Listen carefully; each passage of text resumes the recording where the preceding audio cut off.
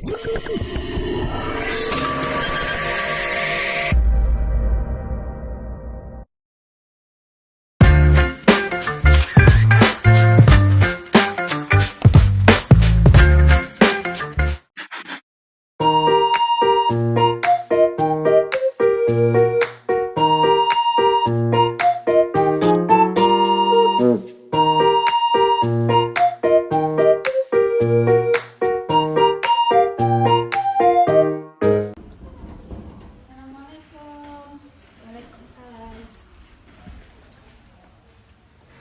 masuk.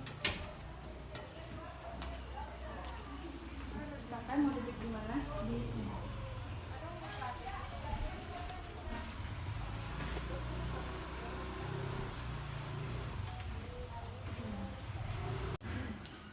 Baik Ananda, sebelumnya apa kabar? Alhamdulillah baik. Kakak berterima kasih kepada adik sudah datang ke sini. Sebelumnya kita perkenalan dulu kan, kita kan juga belum saling kenal. Boleh perkenalan terlebih dahulu? Baik, perkenalkan nama saya Haryati, bisa dipanggil Maria.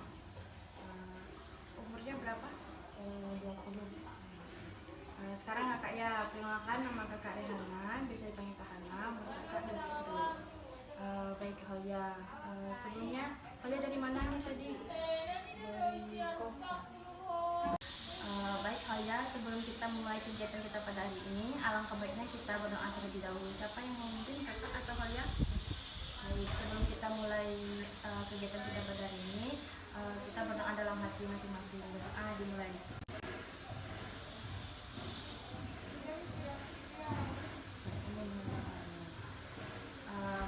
Dengan berdoa tadi, semoga kegiatan kita dari awal sampai akhir berjalan dengan lancar. Baik Holia, sebelumnya Holia sudah pernah belum melaksanakan kegiatan konseling ini? Baik, kalau belum kakak jelasin terlebih dahulu ya bahwa konseling itu apa. Jadi konseling itu adalah proses bantuan yang diberikan untuk konseling, yaitu kakak sendiri, kemudian Holia bercerita, kemudian kakak memberikan, kita sama-sama mencari solusi, yaitu dengan tujuan untuk mengentaskan masalah yang Holia alami. Kemudian di dalam konseling ini ada azas yang pertama, yaitu azas kesukarelaan. Kak mau tanya nih, sebelumnya Holia datang sini udah atas kesukarelaan belum? Baik, kalau udah atas kemauan Holia sendiri, kakak harap Holia terbuka untuk menceritakan apapun yang Holia rasakan, yang Holia unek-unek Holia kuatkan. Kemudian kakak harap Holia itu menceritakan semuanya dengan jujur. Kemudian Holia jangan khawatir untuk menceritakan apapun yang Holia rasakan, karena dalam konseling ini ada namanya kerahasiaan. Jadi apapun yang Holia rasakan, yang Holia ceritakan nanti itu akan terjaga rahasianya. Kemudian ada kegiatan, yaitu dari awal, yaitu seperti ini, dari awal nanti sampai akhir kita. Baik Holia, dari azas yang telah kakak jelaskan tadi, apakah ada yang mau Holia tanyakan? Baik, kalau tidak ada, kita mulai saja konseling kita pada hari ini. Boleh Holia ceritakan apapun yang unek-unek yang Holia rasakan, yang Holia anggap itu urgent lah untuk diselesaikan. Boleh ceritakan? Itu orangnya sering datang Terus nggak enakannya itu yang seperti apa? Boleh Holia ceritakan lebih luas lagi?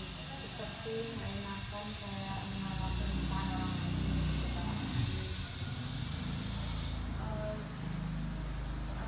Atas apa faktor Holia itu merasakan nggak enakan seperti ini? Apa yang membuat Holia itu merasa nggak enakan? Kayak pengalaman Holia merasakan itu gimana? Nggak enakan itu ke siapa? Merasa nggak enakan misalnya nanti orang lain minta tolong gitu kan. Itu sebenarnya mungkin Holia lagi capek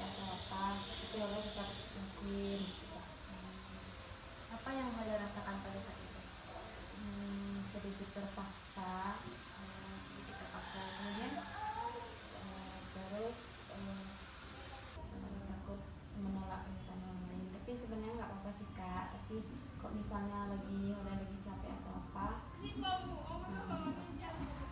Sejak kapan Holia merasakan hal tersebut, nggak enakan itu?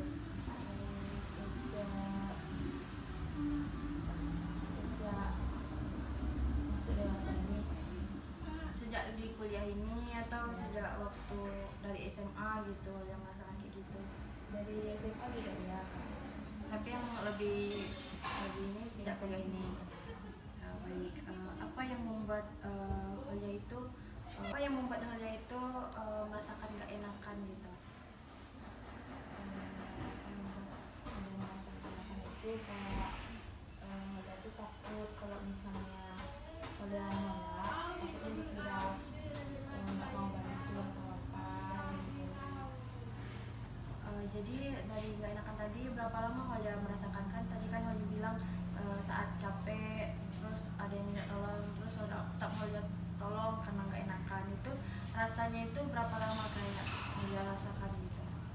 Apa misalnya dalam sehari itu ada orang minta tolong kan, Holia ini pasti kan mendongkol dalam hati itu berapa lama biasanya? Nggak lama-lama sih Kak. Nggak lama itu 1 jam, 2 jam, berapa? Nggak sampai seharian gitu. Sampai sehari. Baik Holia, tadi kan Holia sudah menceritakan itu faktor-faktor itu takut segan untuk menolaknya kan, kemudian apalagi nih faktor lain yang Holia rasakan dari nggak enakan ini gitu? Jadi dia takut kayak merasa kayak nanti dijauhin teman gitu. Takut dijauhi teman, apalagi? Udah terus. Itu ya. Baik, menurut Holia, jadi dari yang Holia ceritakan tadi, apa sih dampaknya untuk diri Holia yang Holia rasakan pada saat ini? Dampaknya itu jadi merasa terbebani gitu, serba salah gitu Kak, ditolongin nanti takutnya orang lain anggap lagi apa nggak mau bantu Kemudian baik Holia tadi kan udah menceritakan nih apa saja yang Holia rasakan, pikiran yang Holia rasakan, kemudian faktor penyebabnya, sebabnya apa gitu kan. Jadi kakak mau tanya nih, usaha Holia dalam nggak enakan ini apa supaya tidak terjadi lagi gitu? sebenarnya Kan Allah Holia tuh pernah Kak mencoba nolak gitu. Tapi nanti setelah nolak Allah jadi kepikiran gitu Kak, jadi yang balik lagi ke alasan dia tadi Holia lagi takut terjadi terjadi kalau nggak sombong, menolong. Baik Holia, kakak mau tanya nih, menurut Holia dari itu pernah merasa dirugikan atau tidak dari sikap gak enakan itu? enggak sih Kak, cuman kadang kayak kok misalnya lagi capek soalnya dongkol tadi kok misalnya lagi nggak ada oleh santai itu ada merasa senang juga sih Kak. Dia bisa nolong gitu. Berarti ketika membantu itu Holia pernah merasakan senang setelah membantu? Iya. Bagaimana nih Holia, kan Holia tadi bilangnya Holia merasakan gak enakan kalau misalnya menolong orang, sementara di lain waktu ada ketika Holia itu lagi capek juga, kemudian ada rasanya itu senang juga telah membantu. Nanti setelah udah nolong nanti orangnya makasih ya gini. Jadi dengan ucapan terima kasih itu Holia merasa senang. Menurut Holia, apakah membantu terus menerus itu membuat Holia merasa nyaman atau terus merasa terbebani? Enggak merasa terbebani Kak. Jadi Holia berarti Holia membantu dengan ikhlas. Tapi Holia Kalau misalnya lagi capek gitu aja. Kalau misalnya lagi capek baru Holia merasa kayak terbebani gitu. Apa sih dari tadi kan Holia udah cerita nih, jadi Kak mau tanya apa dampaknya ke tugas kuliah Holia atau ke kepribadian Holia? Kalau setelah misalnya kejadian itu Soalnya sering kayak ngambek kak, mikir misalnya lagi ada tugas, soalnya sering kepikiran lagi. Tadi salah nggak ya, gimana ya? Kepikiran terus. Itu yang Holia pikirkan itu setelah menolak atau setelah membantu?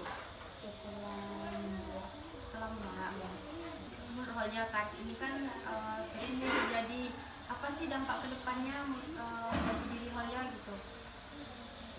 mungkin Holia itu jadi kayak tertutup tertutup pada teman Holia atau gimana? sebenarnya Holia nggak mau, jadi ya pendam gitu, Holia mau terus gitu kan. Jadi menurut Holia apakah teman baik itu harus terus menolong atau terus menolong walaupun diri Holia itu ke kesusahan, misalnya kayak kan gimana sih teman baik yang menurut Holia itu yang harus terus menolong saat kesusahan atau gimana? Sebenarnya tidak harus ya. Tidak harus selalu tolong menolong. Jadi gimana contohnya yang tidak harus tolong menolong? Holia menolak gitu. Ya, bisa kalau kita memang nggak bisa, kita mau nggak bisa kayak ngomong maaf ya, lagi nggak bisa bantu sekarang gitu. Baik, dari itu tadi kan Holia sudah tahu kan bagaimana cara menolak yang baik gitu, menolong gitu, harus berani menolak. Dari situ kan sudah nampak tuh bagaimana solusinya. Kakak juga berpengalaman, kakak juga pernah merasakan yang Holia rasakan, yaitu nggak enakan. Yang kakak lakukan itu bicara baik-baik bahwa kita itu sedang capek gitu kan, minta maaf nih gitu kan, ngomonglah baik-baik pada teman tuh, nanti aja pokoknya kita tuh komunikasinya itu tetap tetap stabil lah sama teman kita tuh. Kemudian setelah berbicara baik, karena teman yang baik itu harus saling mengerti. Dan alhamdulillahnya setelah komunikasi yang baik itu teman kakak juga mengerti nih, jadi kami tetap fine aja. Kemudian hubungannya tambah lebih baik sekarang. Jadi dengan cara itu boleh Holia coba untuk masalah Holia saat ini. Baik Holia, dengan cara itu boleh Holia coba untuk solusi masalah yang Holia rasakan. Gimana? Mau dicoba? Iya, nanti Holia coba. Baik. Kan kita sudah banyak nih bahas tentang persoalan Holia, dari faktornya, dari penyebabnya, kemudian dampaknya, kemudian kita mencari solusinya sama-sama. Nah, kakak mau tanya nih, apa komitmen Holia untuk kedepannya gitu? Mungkin ada menerapkan solusi yang kakak berikan tadi, kayak kalau misalnya kita lagi capek, kita boleh menolak gitu, tapi dengan cara ngomong baik-baik. Baik, semoga dengan komitmen tadi semoga lancarlah Holia lakukan, kemudian pertemanannya juga semakin baik, pokoknya dilancarkanlah sama temannya dan gak merasakan gak enakan lagi. Baik Holia, semoga dengan komitmen Holia tadi terlaksana dengan baik, hubungan dengan temannya juga semakin membaik, kemudian Holia tidak merasakan keenakan lagi. Baik, bagaimana perasaan Holia dari awal kita konseling tadi sampai akhir di penghujung ini? Holia sudah cerita tadi, Holia merasa lega, tahu apa yang Holia lakukan ke depannya. Baik. Baik Holia, dari komitmen tadi, bagaimana sih perasaan Holia dari awal kita konseling sampai kita sudah di penghujung konseling ini? Holia merasa lebih lega kak, sudah berbagi cerita, dan Holia juga tahu apa yang akan Holia lakukan ke depannya ke kalau di situasi yang sama? Baik, alhamdulillah perasaannya positif ya. Jadi kapan nih kita akan melaksanakan konseling lanjutan untuk melihat bagaimana sih perkembangan Holia untuk kedepannya? Mungkin bisa di hari yang sama Kak, tapi di tempat yang berbeda. Baik, kita akan melakukan konseling selanjutnya yaitu di hari yang sama di tempat yang berbeda. Baik, ini tak terasa kita sudah di penghujung. Sebelumnya Kak terima kasih kepada Holia telah menyempatkan waktu untuk bercerita, menyampaikan keluh kesah Holia kepada Kakak. Semoga dengan Holia bercerita Kak juga mengambil pelajaran yang baik. Semoga kita ke depannya lebih baik lagi lah. Baik Kak, semoga dengan Holia bercerita Kak juga mengambil pelajaran yang baik. Semoga kita ke depannya lebih baik lagi lah. Baik, sebelum kita tutup sesi konseling ini, baiknya kita tutup dengan berdoa terlebih dahulu. Mau dipimpin Holia atau Kak? Baik, sebelum kita tutup berdoa dalam hati, berdoa di luar.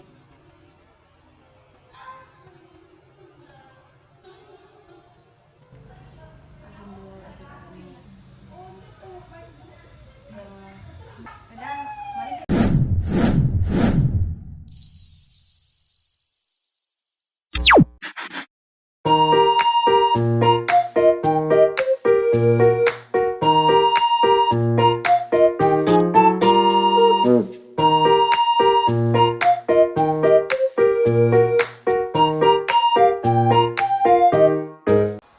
Baik, Assalamualaikum warahmatullahi wabarakatuh. Perkenalkan, nama saya Rehana Mutmainah, NIM 2623041. Saya berasal dari BKB. Baik, kali ini saya akan menganalisis tentang video konseling perorangan saya. Baik, dari video yang telah saya tayangkan tadi dapat saya analisis. Yang pertama yaitu tingkah laku salah suai. Tingkah laku salah suai merupakan perilaku yang menunjukkan ketidakmampuan individu dalam menyesuaikan diri terhadap kondisi psikologis. Jadi, dalam video saya tadi dapat saya analisis yang pertama yaitu dari klien saya, yaitu pertama dia kurang mampu mengelola emosinya. Karena terhadap klien saya itu menyimpan beban pikiran dan tekanan emosional yang cukup kuat. Hal ini terlihat dari cara berbicara yang hati-hati, ekspresi wajah yang kurang stabil, dan kecenderungan menahan perasaan. Dan yang kedua, kecenderungan overthinking terhadap masalah. Dari klien saya tadi itu dapat saya analisis terlihat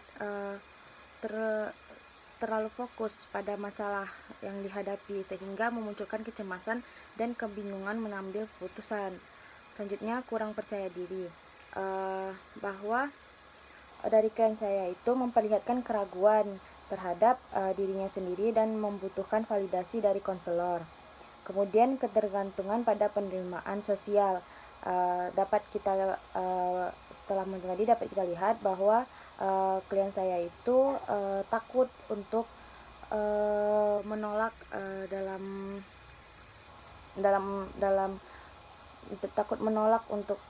takut menolak. Jadi karena dia itu takut dijauhkan terhadap lingkungannya, terhadap teman-temannya. Jadi itu dapat memicu terhadap dirinya sehingga mengaruhi kondisi emosional dan perilaku. Kemudian thinking.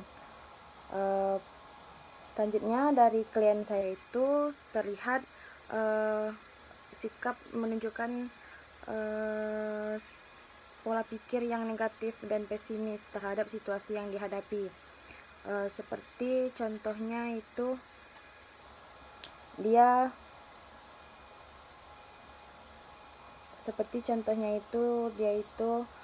terlalu memikirkan sesuatu itu sehingga mengakibatkan dia ketakutan. Kemudian dia itu perasaannya itu cemas gitu. Kemudian feeling itu termasuk ke cemas. Seperti klien saya menunjukkan rasa cemas kemudian takut, sedih, kemudian tidak nyaman. Kemudian actionnya, perilaku yang muncul saat konseling itu berlangsung, yaitu menyimpulkan tindakannya, yaitu seperti dia mendongkol, kemudian lebih banyak memendam daripada mengungkapkan, kemudian respon tubuh, kemudian kehati-hatian dan kecanggungan di awal sesi. Kemudian analisis readiness-nya. Dari readiness dari klien dapat kita lihat klien itu bersedia hadir dalam proses konseling, kemudian mau menceritakan masalah, kemudian menunjukkan kebutuhan untuk dibantu, kemudian mulai terbuka setelah konselor membangun report. Namun di awal sesi klien masih nampak ragu, kemudian dan belum sepenuhnya percaya diri. Kemudian readiness konselor cukup siap, menurut saya cukup siap dalam konseling ini karena saya menggunakan komunikasi yang tenang, menunjukkan sikap empatik, menjaga kontak interpersonal, membangun ruang aman bagi klien, tidak menghakimi klien, kemudian menggunakan bahasa yang lembut dan suportif. Namun kesiapan dalam memilih lokasi menurut saya kurang dalam mempersiapkan karena dari klien pun meminta untuk di kosnya saja. Jadi menurut saya di kos itu kurang efektif, dan sehingga dapat kita lihat di video saya ada suara bising-bising seperti orang sedang membangun, kemudian suara kos yang dari lainnya. Kemudian tahap-tahap konseling. Yang pertama yaitu ada tahap pembukaan, atau pada tahap ini saya membangun kenyamanan, kemudian menciptakan suasana aman, dan membuka komunikasi interpersonal. Kemudian tahap eksplorasi masalah. Pada tahap ini saya menggali masalah dengan menggunakan pertanyaan terbuka, mendengarkan aktif, dan memahami sumber konflik klien. Kemudian klien juga mengungkapkan perasaan dan pengalaman yang selama ini dia pendam. Kemudian tahap pemahaman. Tahap ini konselor membantu klien memahami akar masalah. Jadi saya itu membantu menyadari hubungan antara pikiran, perasaan, dan perilaku. Kemudian klien mulai tampak memahami kondisi dirinya sendiri. Kemudian tahap intervensi. Pada tahap ini saya memberikan arahan, membantu melihat alternatif solusi, dan mendorong klien berpikir rasional. Kemudian pada tahap akhir, yaitu tahap penutup, di akhir sesi saya memberikan penguatan, memastikan kondisi emosional klien lebih stabil, dan menutup sesi dengan suasana suportif. Seperti saya bertanya tentang komitmennya, kemudian tindakannya selanjutnya, kemudian bagaimana perasaannya. Itu adalah bagian tahap penutup. Kemudian aspek psikologis klien. Beberapa aspek psikologis yang tampak waktu sesi konseling. Yang pertama yaitu aspek emosional. Dari klien saya ini mengalami tekanan emosional yang cukup kuat dan belum mampu mengelolanya secara optimal. Kemudian yang kedua, aspek kognitif. Pola pikir klien dipenuhi keraguan dan kecemasan terhadap konsekuensi masalah. Selanjutnya ada aspek sosial. Dalam aspek sosial ini, dari klien saya itu tampak sensitif terhadap penilaian lingkungan, seperti dia itu takut dijauhi oleh temannya kalau dia menolak, takut dimusuhi gitu, takut tidak punya teman lagi. Kemudian aspek kepribadian. Dari klien saya itu cenderung saya lihat bahwa klien saya itu lebih ke introvert secara emosional, kemudian berhati-hati dalam bercerita dan mudah menyimpan masalah sendiri.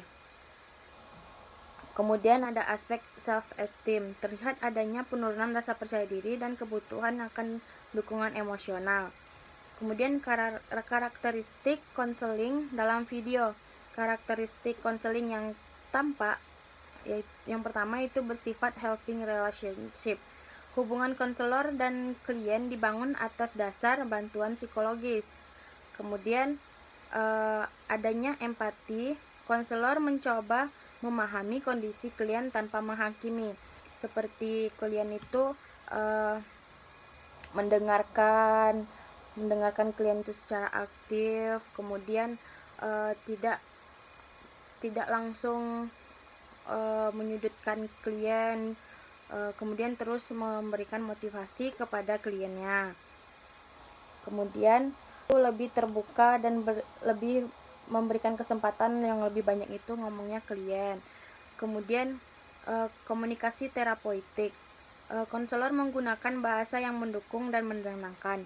Jadi saat sesi konseling itu saya berusaha menggunakan bahasa yang mudah untuk dipahami klien.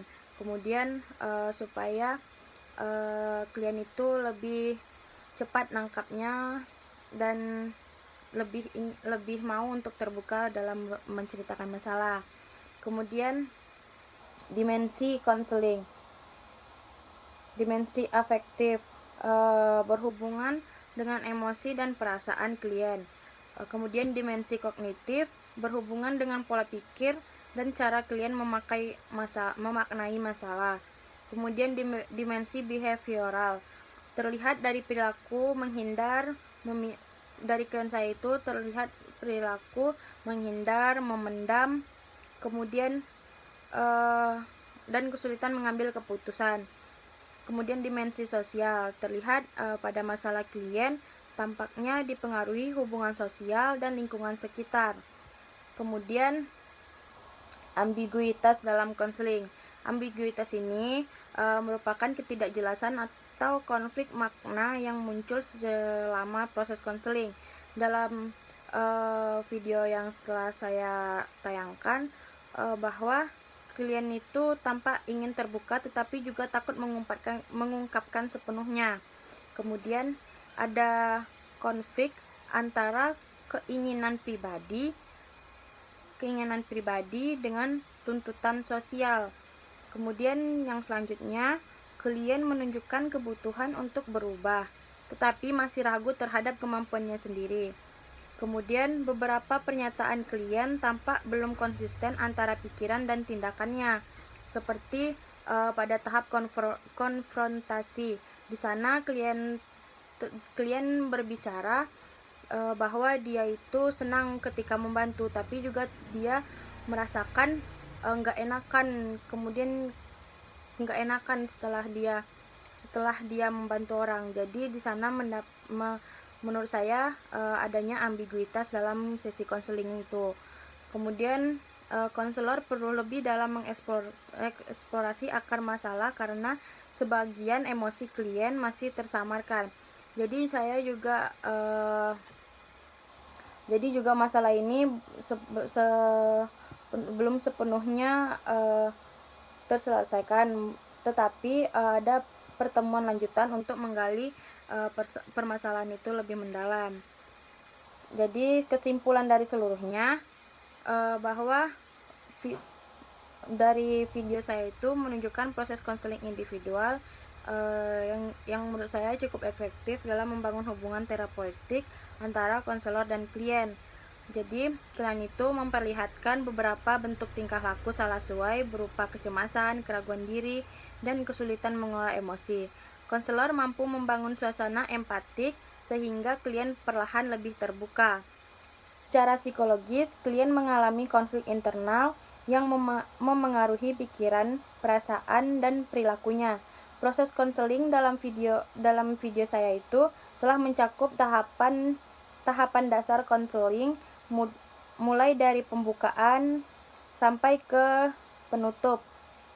Selain itu, terdapat ambiguitas emosional dan kognitif yang menunjukkan bahwa klien masih berada dalam proses memahami diri sendiri dan mencari kestabilan psikologisnya. Baik, itu saja yang dapat saya analisis dan saya jelaskan. Saya tutup. Assalamualaikum warahmatullahi wabarakatuh.